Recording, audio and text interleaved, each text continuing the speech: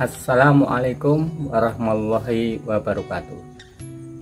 Alhamdulillah, segala puji bagi Allah yang telah memberikan nikmat dan rahmatnya buat kita semua.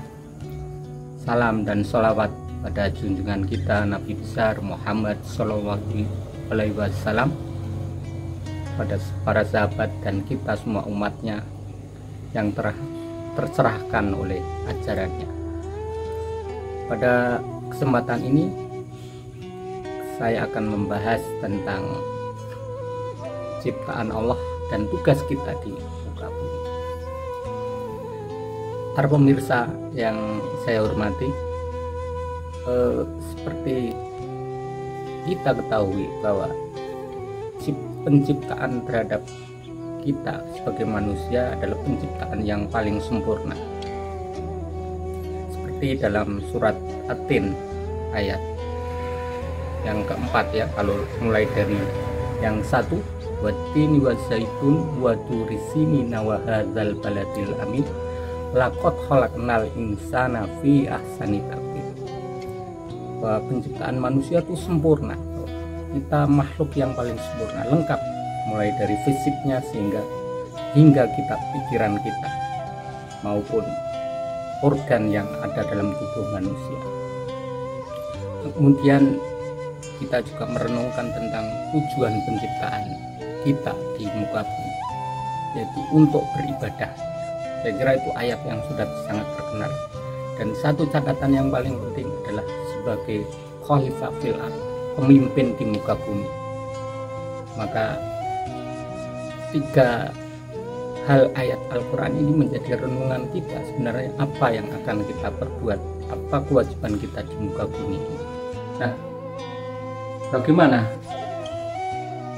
langkah manusia sebagai manusia fil ardh, sebagai pemimpin di muka bumi, sudah dituntunkan juga oleh Allah Subhanahu wa Ta'ala, bahwa manusia ketika mengatur bumi dunia ini diminta membaca. Nah, membaca ini punya makna dua, yaitu membaca ayat-ayat kauliyah sebagai pedoman hidup kita, ya, rambu-rambu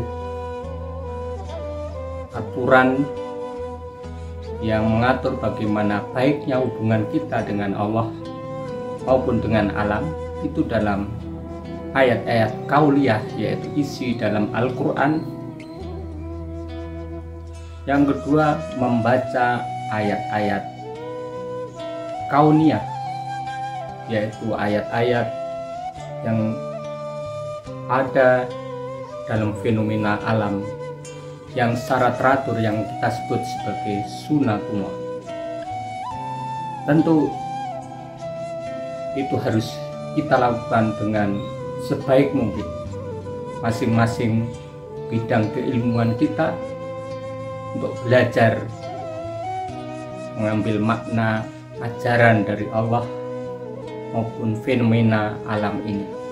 Nah, dalam membaca tadi ada metode yang harus dilakukan dengan cara yang sistematis, teratur, menggunakan fakta-fakta, menggunakan bukti-bukti yang disusun secara baik, yang kemudian disebut sebagai metodologi.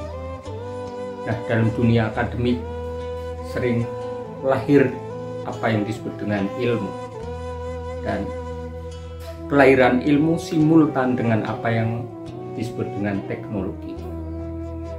Ilmu dan teknologi tadi adalah instrumen kita, manusia di muka bumi, untuk mengatur,